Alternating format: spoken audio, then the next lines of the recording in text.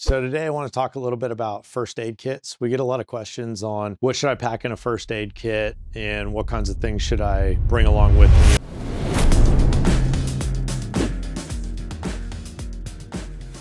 So the way I like to break it down is life-saving essentials that I want to have on me at all times, and then all the other stuff that comes in handy for all the minor injuries, scrapes, sprains, strains, burns, you name it. So at the core of essential life-saving stuff, I'm going to focus on bleeding control because bleeding out is one of the most common causes of preventable death. I'm always going to have a tourniquet on me. I'm going to have a hemostatic. I've got wound packing gauze to go with that hemostatic for packing wounds. I've also got an emergency trauma dressing. So that's the trauma dressing where I can pack a wound and then place that dressing around it to hold it in place. And then if we move on to airway and respirations, I'm going to bring 2 vented chest seals with me and a couple of the enhanced ARS needles for needle decompression should the need arise. And then I always like to carry an NPA with me as well.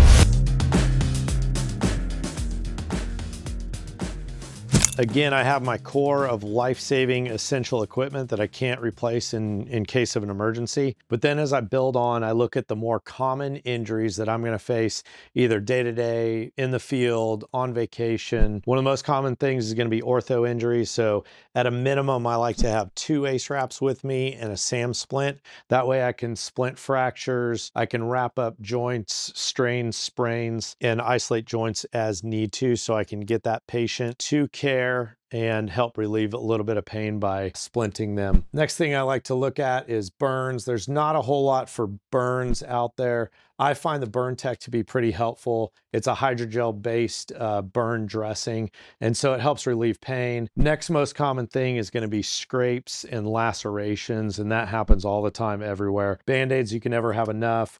And then I'll have a little wound repair kit. Sometimes I'll take a suture kit with me, but at a minimum, I'm going to have some steri strips. Beyond that, people are always looking for Tylenol, Aleve, Benadryl in case of an allergic reaction, antidiarrheals, all the little minor illnesses that you can get, mostly over-the-counter stuff here. I also like to have kind of a convenience kit, which has a little bit of everything in it. So this has a few more bandages on it. It's got tape, basically like duct tape that's in it. I've got an eye shield.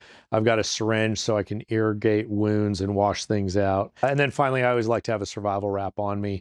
This will help retain heat. It's bright orange, so search and rescue can spot it really easy out in the wilderness. Those are just a few of the things that I like to have.